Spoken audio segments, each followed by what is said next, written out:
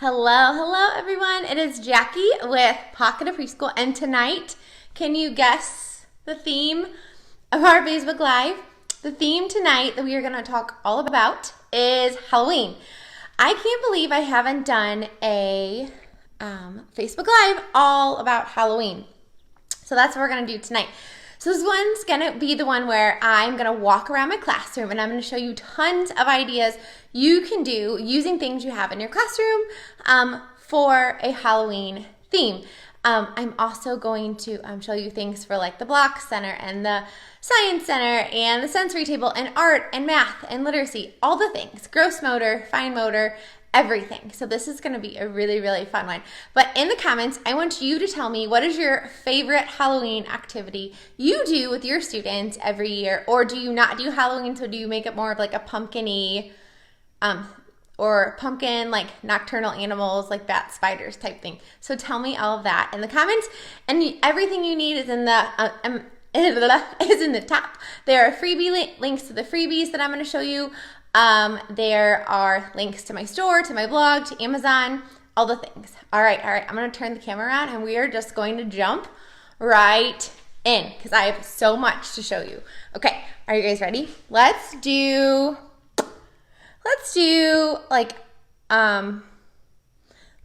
art first. Are you ready? Here we go.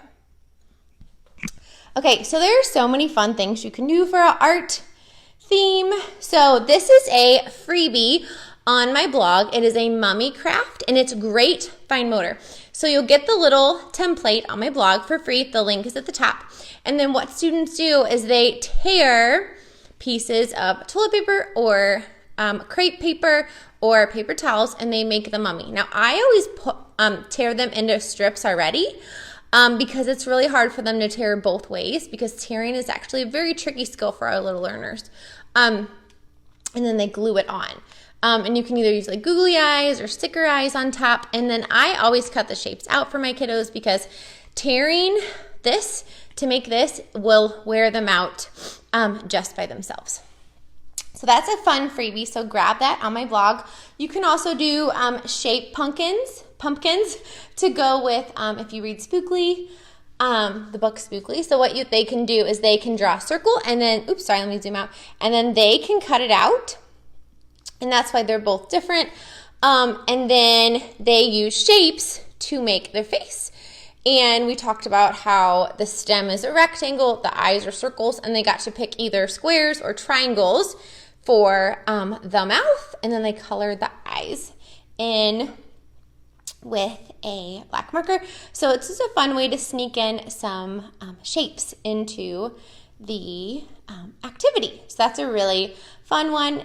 And if you have them draw the circle too and cut it out, it's even more fine motor.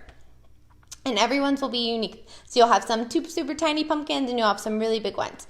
So that is always fun. The next thing you can do is still life. Now you can either do it as the pumpkin, you can get like a fake jack-o'-lantern and do a still life of that, or you can carve your pumpkin.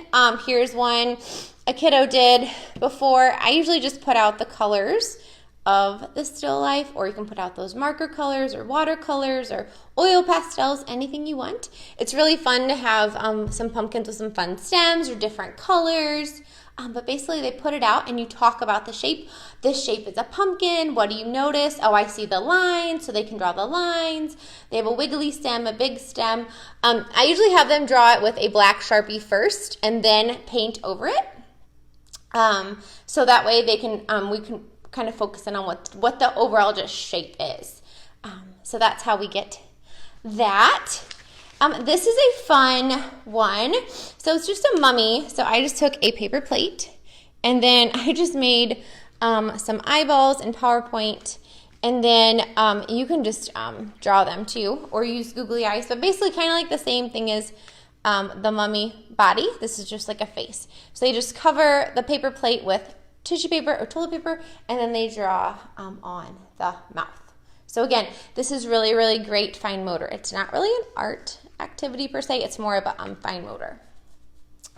And then this one is in my Halloween Math and Literacy Centers pack.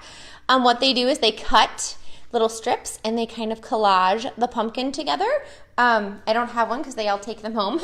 And I use some just different colored scrapbook paper. And I cut this out, and we were just working on snipping those itty bitty tiny lines because we were just working on opening and closing those scissors. And if your kiddos are struggling with scissors, you can always grab these, the ones that bounce back. I forgot what I call them loop scissors, but that's not what they're actually called. But they bounce back open. So yeah, these are really, really great for your kiddos who just need help getting the motion of using a scissor. So those are great. And then, are you guys ready for some fun, spooky sensory? So, you can do this potions one of two ways. Last year I did a whole Facebook Live on potions. So I'm going to show you two different ways you can do some potions. So this one, these are those little cauldrons you get at like the dollar store, and then I have different things you could put in like a witch's stew. And then inside I have some Dawn soap, I have some liquid watercolor, and then I have some, is it baking soda? I think so. Hold on, let me look. Yeah, it's baking soda. I always get them mixed up. Yeah, so put some baking soda inside, and then this just is vinegar. And watch. You see it? I'm going to do them all at once so we get like the full effect. Ready? And then what'll happen is it'll slowly boil over. And you can hear it, and it's all fizzy, and it'll boil over, and they can mix it up. They can add little pumpkins to it, and I put different colors inside each one. You can also use food coloring, and then I like using the pipettes for this rather than having them do squirt bottles. One, because this activity will last longer. If they use squirt bottles, I found that it only lasts about 5 minutes, 10 minutes, because they use it all up. If you're having a group of students, use one tray. But this way, if you use the pipettes, they have to squeeze, so it's great fine motor. And they have to practice using the pipette. So you put it in the water. Oh, hold on. You put it in the water, squeeze it, and watch it go up, and then squeeze it out. Because some kiddos don't know how to use a pipette, and that's okay. We just got to teach them all the things. But it's really, really great fine motor, and it kind of slows down the activity so they can kind of see what's happening. And then all these little treasures are things they can add to their potion. All right, and then here's another way you can do potions. So this one, I just have the cauldrons and the little jack-o'-lanterns from the dollar store, and then this just has shaving cream all over it, and then I put all the little things for a witch's brew on top. And if you see, I snuck in some letters. And what they do is they basically just kind of mix and pour and dump. Oh, you can add I always add, a cup of water, or a cup of water to the side, like colored water, so they can kind of like mix and scoop. And basically they're just like mixing and scooping with the spoons, working on that fine motor and just exploring the sensory experience. So that's another fun way to do potions. And sneak in some letters, to just put some letters in there. And then if you guys are worried about cleaning this up, what I do is I put all the little things in a colander, and that way they don't go down my drain. That's my big trick. You can also do sensory bottles. So these are on my blog. This one is a pumpkin, and it has pom-poms in it.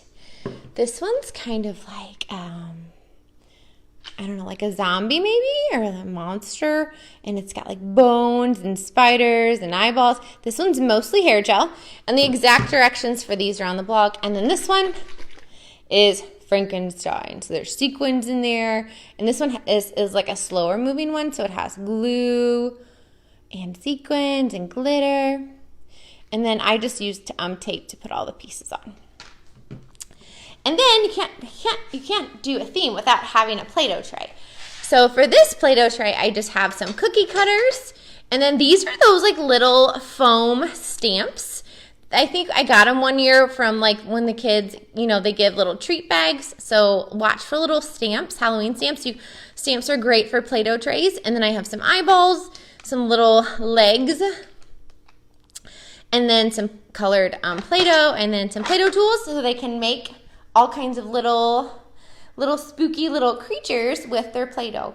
And then they make it, and then they put it all back. And yes, these colors will probably get mixed a little bit, but that is A-okay with me. I just really need, focus of a Play-Doh tray is problem solving, sharing, working, you know, because they have to share all the materials with their friends, and just really, it's a really great fine motor and sensory experience.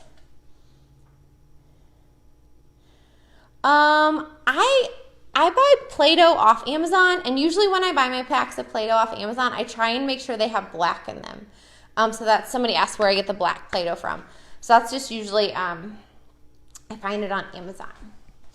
All right, so now let's talk about manipulatives, because there's so many fun things you can do with manipulatives. So basically, like, hop to the dollar store or look in your closet, and there's so many things you can use for a Halloween theme.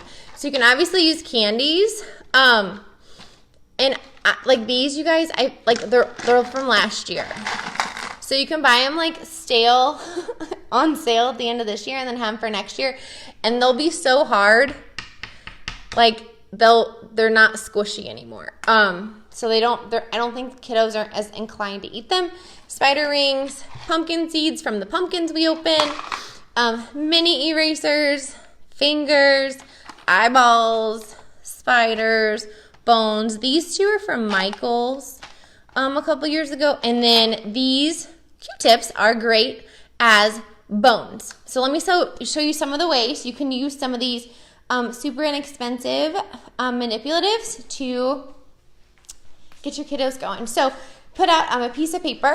I ran out of table space. So for a skeleton, this little guy I got at the dollar store, so he's fun. What you could do too is actually like cut all of his pieces apart, and so that way they have to like put him back together. So that would be fun, but it's not really the focus of my activity. So I want my kiddos to make letters, make shapes, and count. So you can have kiddos make shapes with the bones. You can say we're going to make skeleton bones, and what you can do is draw some shapes in black marker on the paper to kind of get them started, and they can trace those, and they can kind of make their own. They can also do letters. So you can see I put some letters on there, and then you can also cut these in half because the curves are a little tricky, right? But look at this, you guys. As I'm making this bee, look at all this great fine motor. And then they're making letters, they're building that fine motor. And hopefully they're talking about it too. You can be like, what letter are you making? Oh, you're making a B. What sound does B make? B. B. What sound? What letter or what word starts with B? You know, Brad. You know, and you can say friends in the class who have that name or other things. So yeah, so that you can make skeleton shapes, skeleton bones. You can also just put out a dice, and you can just draw bones on here, and they can just roll, and they can count, like they have 3, and then they can get 3. And you can just have them make their own skeleton with the bones and the dice. And they have to roll again, and maybe like that's the head. So yeah, so you can do so many fun things with little Q-tips. So you can do skeleton bones and skeleton letters. Again, it doesn't have to be super, super fancy, just fun and engaging. What else? Okay, so this is a fun one. Roll and fill is always a hit in my book. Or if you have itty bitties, you can always just have them transfer the objects in. These are, again, pumpkin seeds I've saved from pumpkins I've opened over the years in my classroom. These are from the dollar store, and they just roll the dice. 3, and they count out 3, 1, 2, 3, and they put it in a pumpkin. And then they just keep playing. So just a fun, hands-on way to start that one-to-one correspondence, talking about numbers. I have 3, and then count 1, 2, 3. I have 3. You can also do it if you have these little pumpkins. You can have them roll the dice and put that many candy corn in. It's a really fun sound. So you can do it that way too. You can also, so this is a printable in my Halloween centers. So you can use this printable a few ways. These numbers go up to 20, so it's just a fun way to practice handwriting. You can obviously use the dry erase marker, and they can make the number. They can also trace with the witch's finger. So just a fun, fine motor. They can make it within a manipulative. So you could have this out on the table as just a morning table time activity. That would be fun. If you have mini erasers, there's so many things you can do. Here's just some I have. I usually get my mini erasers from Target. And just so you know, you guys, oh, I am seeing the comments, sorry. So one fun thing to do is you can make patterns. So take just some extra border. If yours is like pattern, just turn it over and use the white side. But it just gives kiddos a nice long path, and it kind of visually shows them kind of where to keep their pattern going. So they can make their own pattern with the mini erasers. They can also just sort them. So they can sort them by all the different kinds. Super simple. You guys, simple, fun, easy, and it's amazing. Or, you guys know I love my egg cartons. You can put a dot sticker in the bottom and write numbers, so that way they have to 1, 2, put that many erasers in, 1, 2, 3, 4. You can also do that in the muffin tin with magnet numbers. And then here's some fun printables in my centers pack. So if they're loving patterns, I have a whole pattern pack. And there is some blank ones, and there's AB patterns, AAB patterns. So they use little pattern strips and extend that pattern, and ABC patterns. This is a monster race. This one my kiddos always loved. People sometimes don't know how to play this one. So they roll the dice, and they got 1. They're gonna count out 1, and they're gonna put it on their board, and then they're gonna roll again. Oh, they got 1 again, and they're gonna put 1, and they're gonna put it on their board, and they're gonna put it on, or roll again. So roll, count it out, put it on. Roll, count it out, put it on. And then you can get all the way to 20. And what you want students to do is go, oh, I'm at 18. I only need 1, 2 more. So they start noticing how many more they need. If their board is full, if they're close to the end, so that's just getting some of those that math vocabulary in. Here is another fun shape activity. So what they do is they use the shapes to make little jack-o'-lanterns on the little template. So they say, I want a rectangle for the eyes, and then maybe they want a triangle for the nose.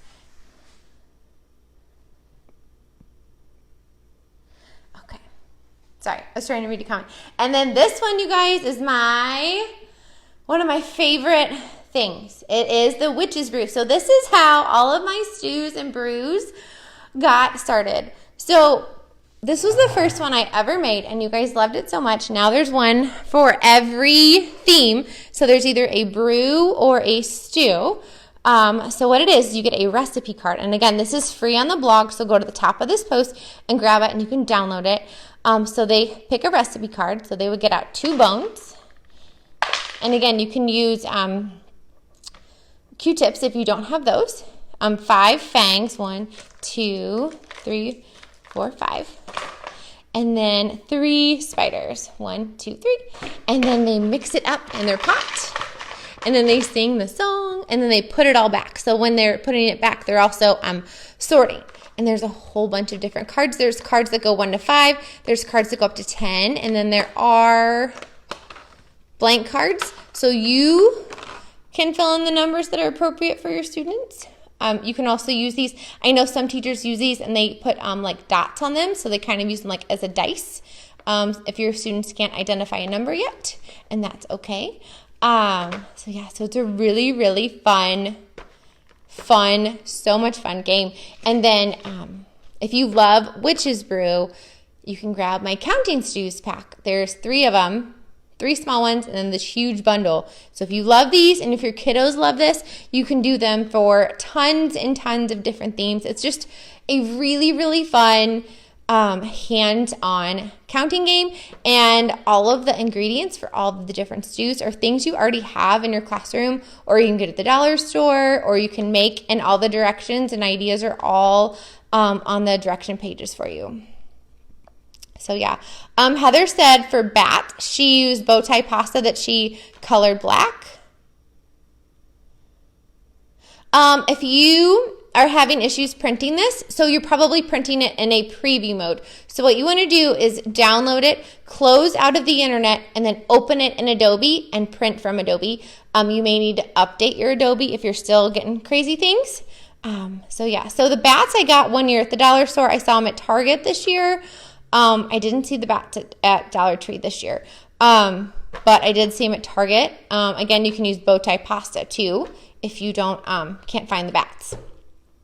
So this one's super, super fun. So again, if you do any of these activities, make sure you tag me on Facebook or Instagram or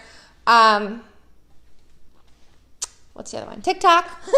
I forget all. There's so many now. This is another fun, easy one, and you can make it as easy, as hard as you want. So this one, you just take, my tray's a little obnoxious. It's hard to see. Okay, so this is just Play-Doh, and I stuck some straws in it, and basically it's just like another great hand-eye coordination. So they're just lacing. And these are like skeletons and things I got. Skeleton, and they had bats and spiders. And now you can just do spiders. That's fun too. You can also make it into a counting game, have them roll the dice, count out that many and put it on. And you can have kiddos, each kiddo has one, and they can race their friends and see who can get to the top first. And if you don't want to use Play-Doh, you can always stick it in like thick cardboard or like foam. So that's really, really fun. Again, and these are just those rings from the Dollar Tree. An awesome, awesome fine motor. Or they can make patterns too. Oh, take it back. That'd be really hard to see the pattern. Never mind. Bad idea. All right, so now we are going to move on to some literacy, and then I still have a block center, science, and sensory table and gross motor for you. So many things, you guys. The foam dice, I get a lot of these from my Kinder Crate, which is where I got my shirt from. But you can also get these on Amazon.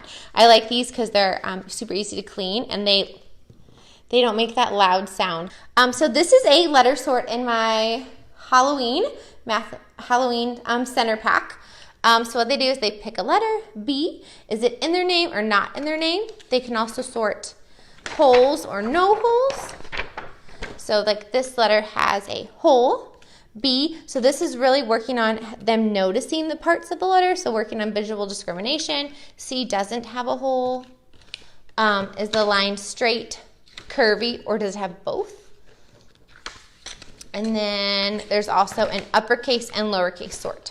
So again, just more fun ways to explore letters.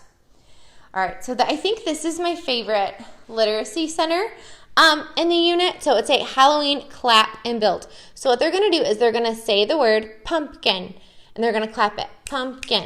And then they're going to take that many counters and make a tower. So mummy has 2, skeleton has 3, and then they can visually see the short words and the long words. It's so, so fun. So much fun. All right, so that's another one. So I don't know if you guys have seen these little pumpkins at Target, but they're little like pumpkin Easter eggs. I hope they start making these for all the themes. Oh, sorry. My hand was getting tired. So what you can do is you can hide letters in them, and to make it kind of a more pumpkin patchy, I just took some green pipe cleaners and I just twirled them around. Nothing super fancy, but you can hide the letters in there, and they can grab the letters and they can get them out, and they can write the letters and identify the letters on their little clipboard, and then they can put them back in, or they can switch them. That way their friends have to find a new letter, and then as they're opening and closing these, it's really, really great fine motor. So there's so many things you could do with these little fun pumpkins.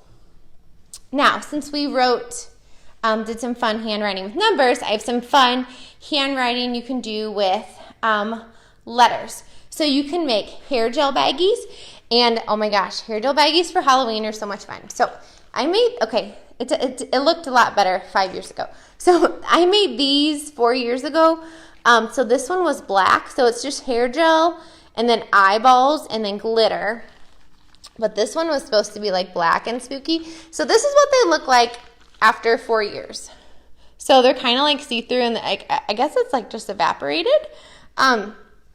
And then here's one, it's kind of like a spooky ghost. I loved the green one because it was kind of like Frankenstein. But I made a new orange one so you can see how it actually looks. So what they do is they take their finger or they take a pom-pom. Usually I have them take a pom-pom. I don't have one, so I'm going to use this little pumpkin.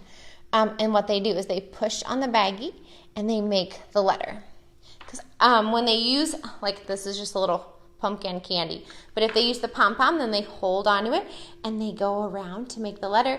And then they squish, squish, squish, squish, squish to erase it. And it's just a fun way to make letters.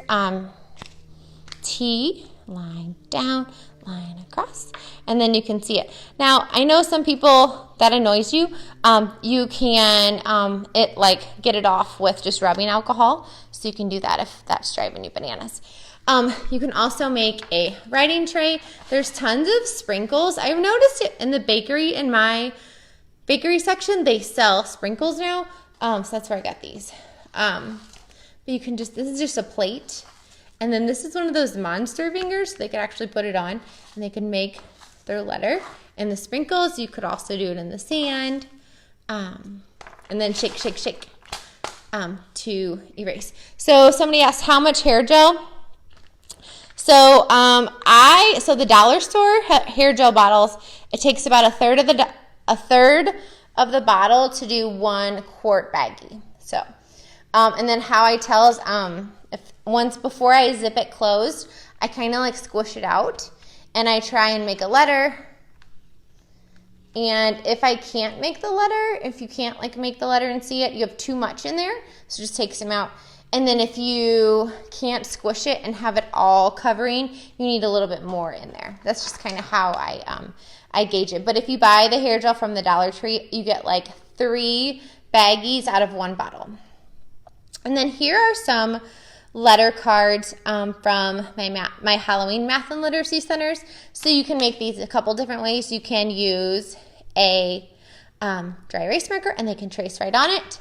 You can do Play-Doh and they can make Play-Doh snakes, or they can use the candy corn to make the letter that way too. So again, just more fun ways to do handwriting. And then I also forgot with these, they come with uppercase and lowercase letters.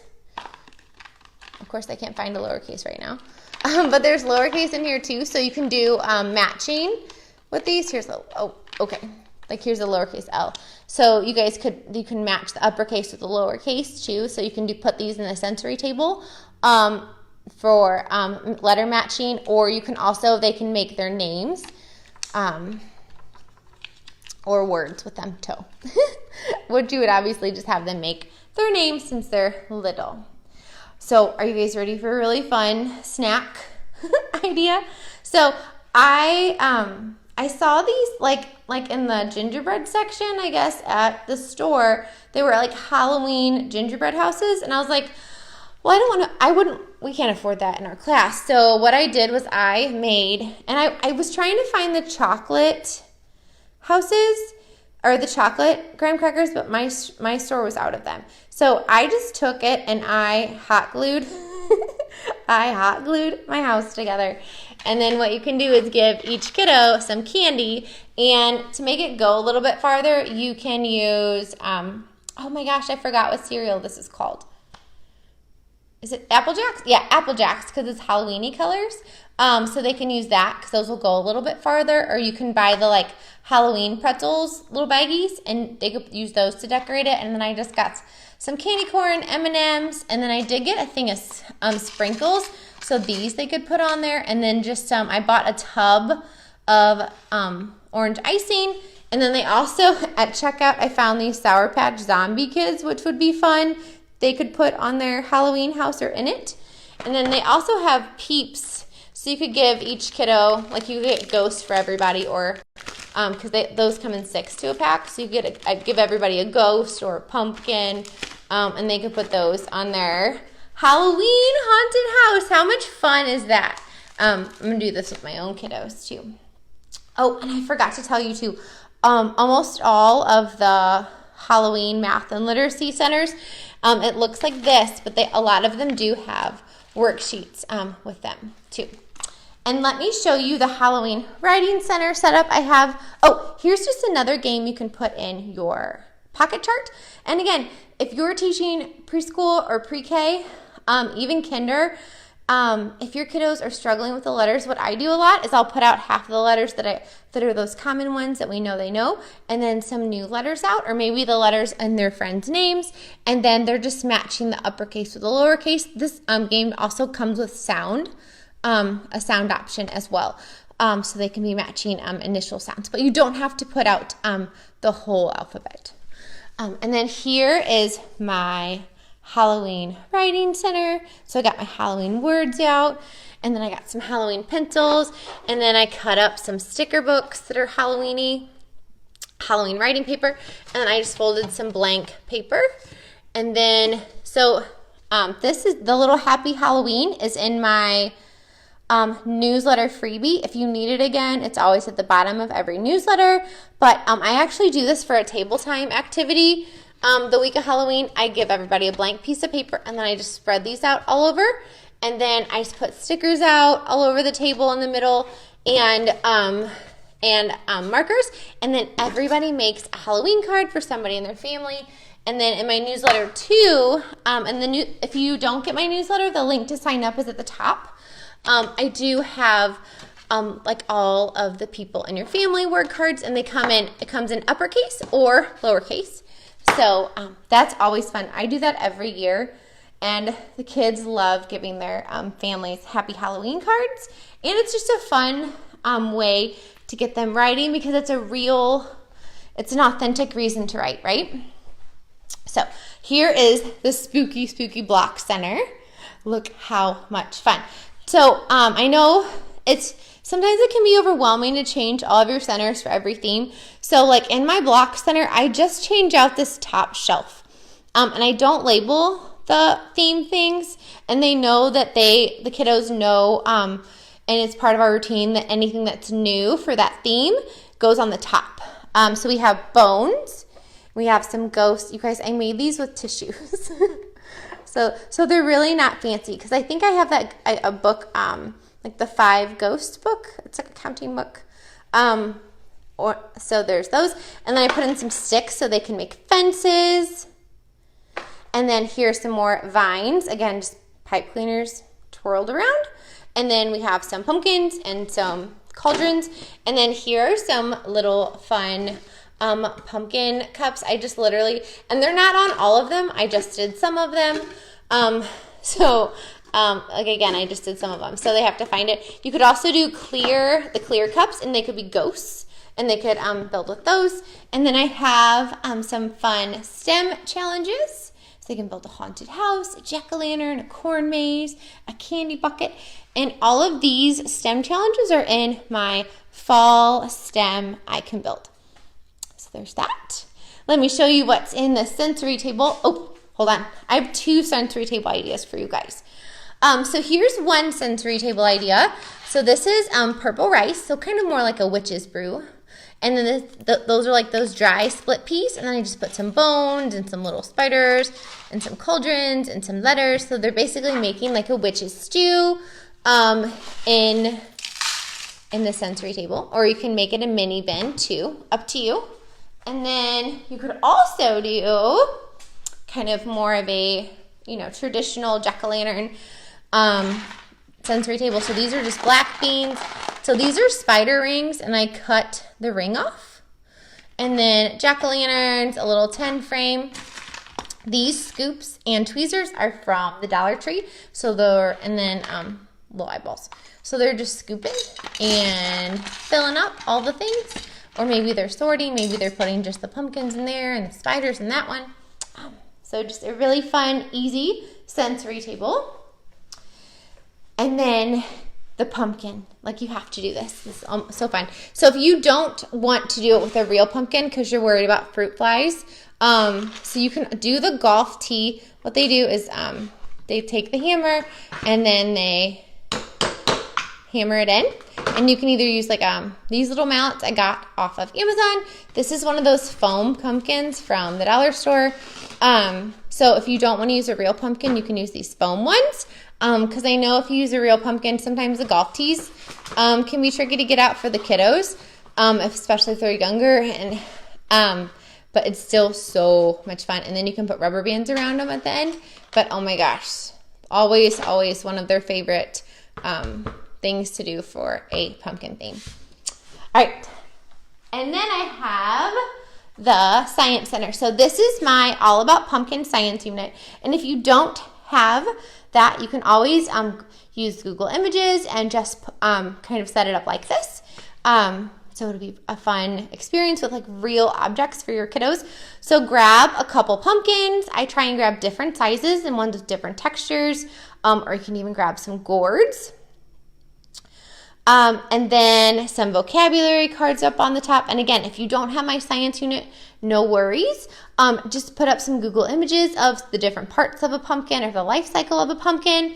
And then I always put some prompts out. So draw with the magnifying glass, measure with the tools. So for this one, I want them to measure how tall the pumpkin is, or maybe how long, and then maybe they're going to compare the sizes. And then this is just kind of like a prompt for them to sort which ones are short and then which ones would be tall. And then I do have some seeds out for them to explore. So that's one possible setup you can do.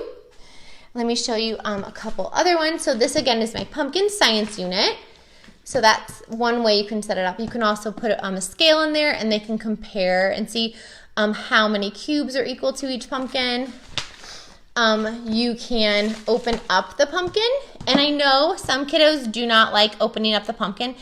And I get it. I kind of think it's gross too. But we want them to explore everything. So put all the strands in a plastic baggie, and they will be able to mush and gush and feel the texture in a way where it's not bothering them. And then you can have the open pumpkin. Obviously, this will only last for a day or two because you'll start getting fruit flies. Oh, here it is. You can put the strands in a baggie like that.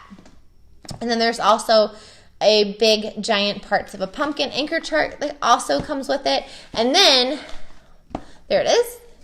And then you also have a giant life cycle of a pumpkin with worksheets. This is what I wanted to show you. So you always want to try and grow your pumpkin seeds. They're so much fun, and you guys, they actually grow. And then there's a growth chart, so you can, obviously we lose track, honestly, in my classroom, like how many days it was since the last time we measured it, and we just use a rainbow ruler to measure it. But it's so fun. And they love watching it grow. I'm in Missouri, so usually around January or February, it kind of stops growing and kind of dies just because the classroom gets too cold. And you can also have them draw what they think it's going to look like when it grows. So that is really, really fun to do. I tried the thing one year where you plant the pumpkin seeds in the pumpkin, and they started growing. But then the actual pumpkin, because that was like the pot, it started rotting. So I had to transfer the seedlings to a pot, and they didn't make it. So don't do that. So just use like a little cup or a little pot or something like that. And if you live in like warmer climate than Missouri, your seeds might actually like grow until they're like a lot bigger. So, and then I have some gross motor ideas for you. And then in pretend, we always do a pumpkin patch. There's one of our pumpkins.